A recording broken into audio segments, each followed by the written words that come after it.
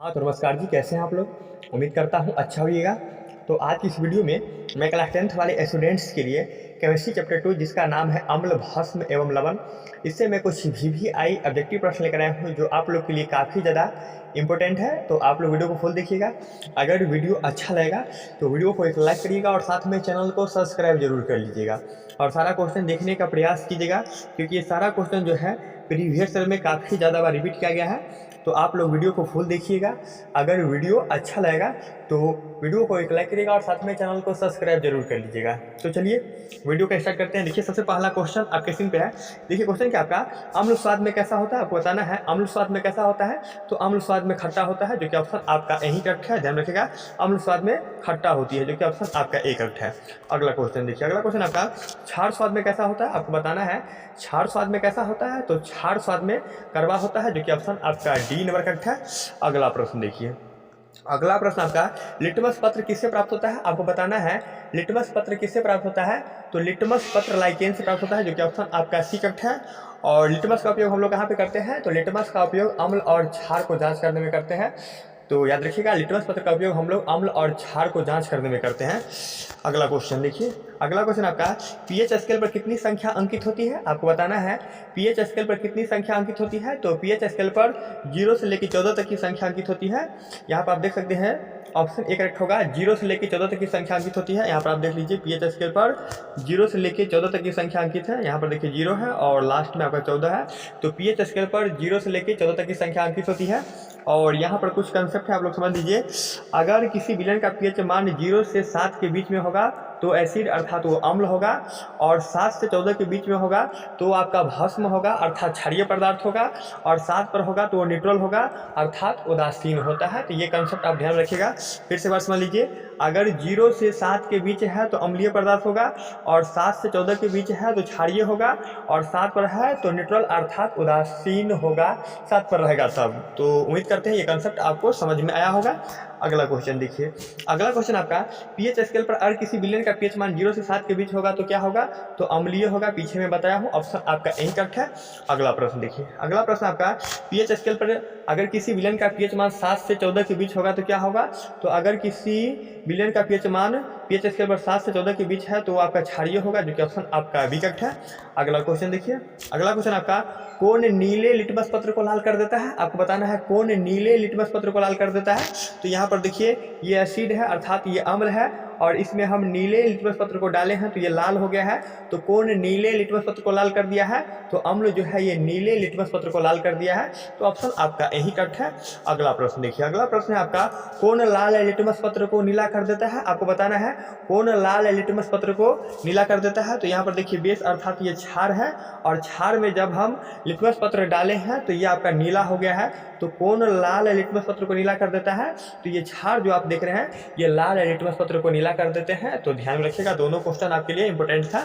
अगला क्वेश्चन देखिए, अगला क्वेश्चन आपका अम्ल का जलीय विलयन किसका सुचालक होता है, आपको बताना है अम्ल का जलीय विलयन जो है किसका सुचालक होता है। तो अम्ल का जलीय विलयन विद्युत का सुचालक होता है, जो कि ऑप्शन आपका ए करेक्ट है। अगला क्वेश्चन देखिए, अगला क्वेश्चन आपका ताजे दूध का पीएच मान कितना होता है, आपको बताना है ताजे दूध का पीएच मान कितना होता है। तो ताजे दूध का पीएच मान 6.5 होता है, जो कि ऑप्शन आपका सी करेक्ट है। अगला प्रश्न देखिए, अगला प्रश्न आपका शुद्ध जल का पीएच मान कितना होता है। तो शुद्ध जल का पीएच मान 7 होता है, जो कि ऑप्शन आपका एक करेक्ट है। और शुद्ध जल उदासीन होता है, तो यही प्रश्न याद रखिएगा। अगला क्वेश्चन देखिए, अगला क्वेश्चन आपका नींबू रस का पीएच मान कितना होता है, आपको बताना है नींबू रस का पीएच मान कितना होता है। तो नींबू रस का पीएच मान 2.5 होता है, जो कि ऑप्शन आपका सी करेक्ट है। याद रखिएगा, नींबू रस का पीएच मान 2.5 होता है, जो कि ऑप्शन आपका सी करेक्ट है। अगला क्वेश्चन देखिए, अगला क्वेश्चन आपका अम्लीय वर्षा का पीएच मान कितना होता है, आपको बताना है अम्लीय वर्षा का पीएच मान कितना होता है। तो अम्लीय वर्षा का पीएच मान 5.6 से कम होता है, जो कि ऑप्शन आपका सी करेक्ट है। अगला क्वेश्चन देखिए, अगला क्वेश्चन आपका रक्त का पीएच मान कितना होता है। रक्त मतलब खून होता है, तो खून का पीएच मान कितना होता है। तो खून का पीएच मान 7.4 होता है, जो कि ऑप्शन आपका ए करेक्ट है। अगला क्वेश्चन देखिए, अगला क्वेश्चन आपका सिरका का पीएच मान कितना होता है, आपको बताना है सिरका का पीएच मान कितना होता है। तो सिरका का पीएच मान 3 होगा, जो कि ऑप्शन आपका सी करेक्ट है। अगला प्रश्न देखिए, अगला प्रश्न आपका संतरा और नींबू में कौन सा अम्ल पाया जाता है, आपको बताना है संतरा और नींबू में कौन सा अम्ल पाया जाता है। तो संतरा और नींबू में सिट्रिक अम्ल पाया जाता है, जो कि ऑप्शन आपका ए करेक्ट है। और सेब में मैलिक अम्ल पाया जाता है और इमली में टार्टिक अम्ल पाया जाता है और लैक्टिक अम्ल दूध दही में पाया जाता है। तो याद रखिएगा, सेब में आपका मैलिक अम्ल पाया जाता है और टमाटर में टार्टिक अम्ल पाया जाता है, सॉरी इमली में टार्टिक अम्ल पाया जाता है, ध्यान रखिएगा, इमली में टार्टिक अम्ल पाया जाता है और दूध दही में लैक्टिक अम्ल पाया जाता है। फिर से एक बार समझ लीजिए, संतरा और नींबू में कौन सा अम्ल पाया जाता है? तो संतरा और नींबू में सिट्रिक अम्ल पाया जाता है और मेलिक अम्ल जो है ना ये सेब में पाया जाता है और ये टार्टिक अम्ल जो देख रहे हैं ये आपका इमली में पाया जाता है और लैक्टिक अम्ल दूध दही में पाया जाता है। तो उम्मीद करते हैं ये क्वेश्चन आपको समझ में आया होगा। अगला क्वेश्चन देखिए, अगला क्वेश्चन आपका सेब में कौन सा अम्ल पाया जाता है? तो पीछे बताया हूँ, सेब में मैलिक अम्ल पाया जाता है, जो कि ऑप्शन आपका बी करेक्ट है। अगला क्वेश्चन देखिए, अगला क्वेश्चन आपका है इमली में कौन सा अम्ल पाया जाता है? तो ये भी पीछे बताया हूँ, इमली में टार्टिक अम्ल पाया जाता है, जो कि ऑप्शन आपका सी करेक्ट है। अगला क्वेश्चन देखिए, अगला क्वेश्चन आपका दही में कौन सा अम्ल पाया जाता है? तो दूध दही में लैक्टिक अम्ल पाया जाता है, जो कि ऑप्शन आपका डी करेक्ट है।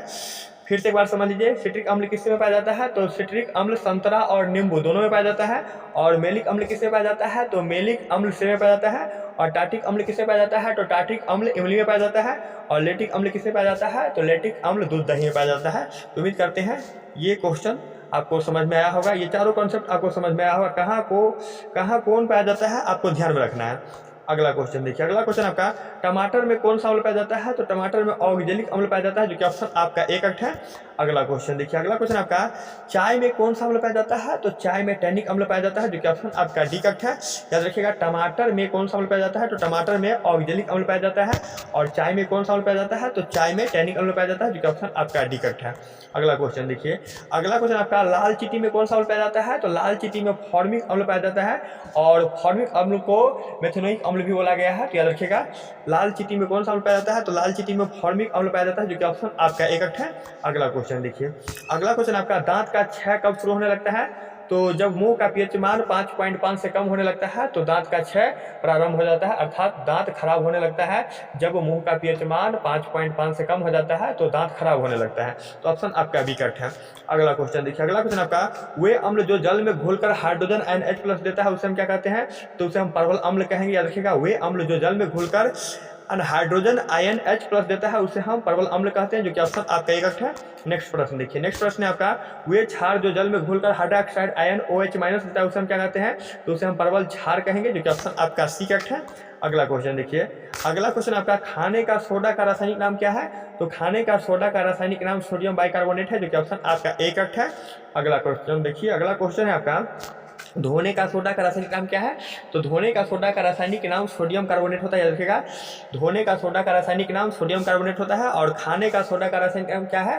तो खाने का सोडा का रासायनिक नाम सोडियम बाइकार्बोनेट होता है और धोने का सोडा का रासायनिक नाम सोडियम कार्बोनेट होता है। तो दोनों क्वेश्चन को याद रखिएगा। अगला क्वेश्चन देखिए, अगला क्वेश्चन आपका अम्ल और क्षार आपस में अभिक्रिया करके क्या बनाता है आपको बताना है। अम्ल और क्षार आपस में अभिक्रिया करके क्या बनाता है? तो अम्ल और क्षार आपस में अभिक्रिया करके लवण और जल दोनों बनाएगा, जो कि ऑप्शन आपका सी करेक्ट होगा। यहाँ पर केवल लवण दिया है तो लवण करेक्ट है, ऑप्शन आपका सी करेक्ट है। अगला क्वेश्चन देखिए, अगला क्वेश्चन आपका कार्बन डाइऑक्साइड क्या है आपको बताना है। कार्बन डाइऑक्साइड क्या है? तो कार्बन डाइऑक्साइड अम्लीय है, जो कि ऑप्शन आपका ए करेक्ट है। कार्बन डाइऑक्साइड अम्ल है, जो कि ऑप्शन आपका यही करेक्ट है। अगला क्वेश्चन देखिए, अगला क्वेश्चन आपका धातु ऑक्साइड कैसे होते हैं आपको बताना है। धातु ऑक्साइड कैसे होते हैं? तो धातु ऑक्साइड क्षारीय होते हैं, जो कि ऑप्शन आपका भी करेक्ट है। और अधातु ऑक्साइड कैसे होते हैं? तो अधातु ऑक्साइड अम्लीय होते हैं। तो दोनों क्वेश्चन को याद रखिएगा। धातु ऑक्साइड कैसे होते हैं? तो धातु ऑक्साइड क्षारीय होते हैं। और अधातु ऑक्साइड कैसे होते हैं? तो अधातु ऑक्साइड अम्लीय होते हैं। अगला क्वेश्चन देखिए, अगला क्वेश्चन आपका वही है, अधातु ऑक्साइड कैसे होते हैं? तो अधातु ऑक्साइड अम्लीय होते हैं, जो कि ऑप्शन आपका ए करेक्ट है। अगला क्वेश्चन देखिए, अगला क्वेश्चन आपका हमारे शरीर का पीएच मान कितना होता है? तो हमारे शरीर का पीएच मान 7 से लेकर 7.8 के बीच होता है, जो कि ऑप्शन आपका ए करेक्ट है। अगला क्वेश्चन देखिए, अगला क्वेश्चन आपका प्लास्टर और पेरिस किस कारण से जमता है आपको बताना है। प्लास्टर और पेरिस किस कारण से जमता है? तो प्लास्टर और पेरिस जलाशय के कारण जमता है, जो कि ऑप्शन आपका डी करेक्ट है। अगला क्वेश्चन देखिए, अगला क्वेश्चन आपका निम्न में कौन अम्ल है आपको बताना है। निम्न में कौन अम्ल है? तो HCl जो देख रहे हैं, अर्थात हाइड्रोक्लोरिक अम्ल जो आप देख रहे हैं, ये आपका एक अम्ल है। याद रखिएगा, HCl एक अम्ल है, जो कि ऑप्शन आपका डी करेक्ट है। अगला क्वेश्चन देखिए, अगला क्वेश्चन आपका निम्न में कौन परवल अम्ल है आपको बताना है। निम्न में कौन परवल अम्ल है? तो ये 0 जो देख रहे हैं ये आपका परवल अम्ल है और 0 से 1 पर जाइएगा तो ये इसका अम्ल थोड़ा कम हो जाएगा, और 1 से 2 पे आइएगा तो थोड़ा और कम हो जाएगा, और 2 से 3 पे आइएगा तो मतलब कमते जाएगा। आप बढ़ते जाइएगा, जो बढ़ते जाइएगा वो अम्ल का मान जो होता है ना ये कमते जाता है, ध्यान रखिएगा। अगर 0 पर रहिएगा तो उसका अम्ल काफ़ी ज़्यादा होगा, अर्थात वो प्रबल अम्ल होगा। और 0 से 1 पर जाइएगा तो हल्का कम होगा, फिर 1 से 2 पर जाइएगा तो फिर हल्का कम हो जाएगा, फिर 2 से 3 पर जाइएगा तो फिर हल्का कमते जाता है, कहने का मतलब। तो निम्न में कौन प्रबल अम्ल है? तो ये 0 जो देख रहे हैं ये आपका प्रबल अम्ल है।